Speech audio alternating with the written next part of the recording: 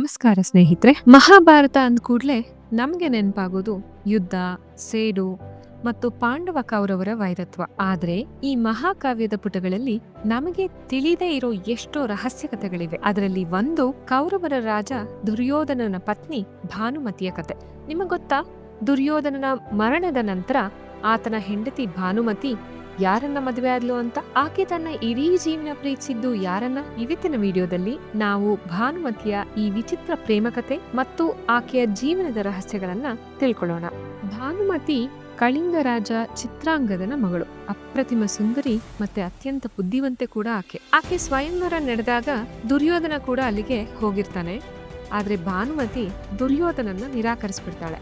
ಇದರಿಂದ ಕೋಪಗೊಂಡ ದುರ್ಯೋಧನ ತನ್ನ ಗೆಳೆಯ ಕರ್ಣನ ಸಹಾಯದಿಂದ ಭಾನುಮತಿಯನ್ನ ಬಲವಂತವಾಗಿ ಅಪಹರಿಸಿ ಮದುವೆ ಆಗ್ತಾನೆ. ಕೆಲವು ದಂತಕಥೆಗಳ ಪ್ರಕಾರ ಭಾನುಮತಿ ದುರ್ಯೋಧನನ್ನ ಮದುವೆಯಾಗುವ ಮೊದಲೇ ಒಬ್ಬ ವ್ಯಕ್ತಿನ ಮನಸ್ಸಾರೆ ಪ್ರೀತಿಸ್ತಾ ಇರ್ತಾಳಂತೆ. ಆ ವ್ಯಕ್ತಿ ಯಾರೋ ಗೊತ್ತಾ?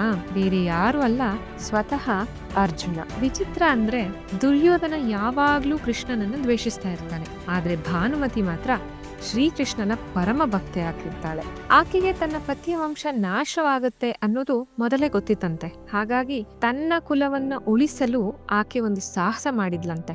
ಅದೇನ್ ಗೊತ್ತಾ? ತನ್ನ ಮಗಳು ಲಕ್ಷ್ಮಣಳನ್ನ ಶ್ರೀಕೃಷ್ಣನ ಮಗನಾದ ಸಾಂಬನಿಗೆ ಕೊಟ್ಟು ಮದುವೆ ಮಾಡಿಸ್ಬಿಡ್ತಾಳಂತೆ. ಇದರ ಹಿಂದೆ ಇದ್ದಿದ್ದ ಉದ್ದೇಶ ಏನು ಗೊತ್ತಾ? ದುರ್ಯೋಧನನ ವಂಶ ಮತ್ತು ಕೃಷ್ಣನ ವಂಶ ಒಂದಾಗಲಿ ಅಂತ ಒಂದು ದೊಡ್ಡ ರಾಜತಾಂತ್ರಿಕ ಆಲೋಚನೆ ಇತ್ತು ಅಂತ ಹೇಳಲಾಗತ್ತೆ.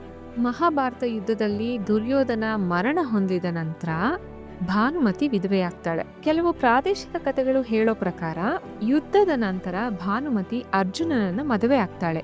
ಇದಕ್ಕೆ ಎರಡು ಮುಖ್ಯ ಕಾರಣಗಳನ್ನ ಕೂಡ ಕೊಟ್ಟಿದ್ದಾರೆ. ಅದೇನಪ್ಪಾ ಅಂದ್ರೆ ಪೂರ್ವ ಪ್ರೀತಿ. ಅಂದ್ರೆ ಭಾನುಮತಿ ಮೊದಲಿನಿಂದಲೂ ಅರ್ಜುನನನ್ನ ಇಷ್ಟಪಡ್ತಿರ್ತಾಳೆ. ಆದ್ರೆ ವಿಧಿ ಆಕೆನ ದುರ್ಯೋಧನನ ಬಳಿ ಕರೆದೊಯ್ಯುತ್ತೆ. ಕೊನೆಯಲ್ಲಿ ಆಕೆಯ ಪ್ರೀತಿಗೆ ನ್ಯಾಯ ಸಿಕ್ಕಿತು ಅಂತ ಹೇಳಲಾಗುತ್ತೆ.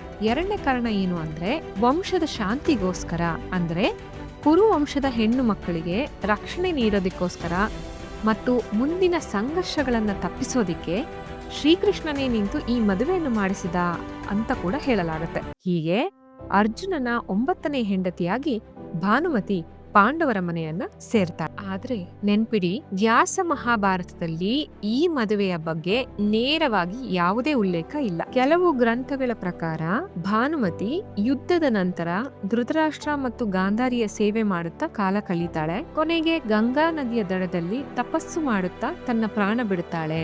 ಒಬ್ಬ ರಾಜಕುಮಾರಿಯಾಗಿ, ರಾಣಿಯಾಗಿ ಮತ್ತು ಕೃಷ್ಣನ ಭಕ್ತೆಯಾಗಿ ಭಾನುಮತಿಯ ಪಾತ್ರ ಬಹಳ ಗೌರವಯುತವಾದುದು. ಆಕೆಯ ಪ್ರೇಮ ಕತೆ ಅರ್ಜುನನ ಜೊತೆ ಇತ್ತೋ ಇಲ್ಲವೋ, ಆದ್ರೆ ಆಕೆಯ ಬುದ್ಧಿವಂತಿಕೆ ಮಾತ್ರ ಅದ್ಭುತವಾಗಿತ್ತು.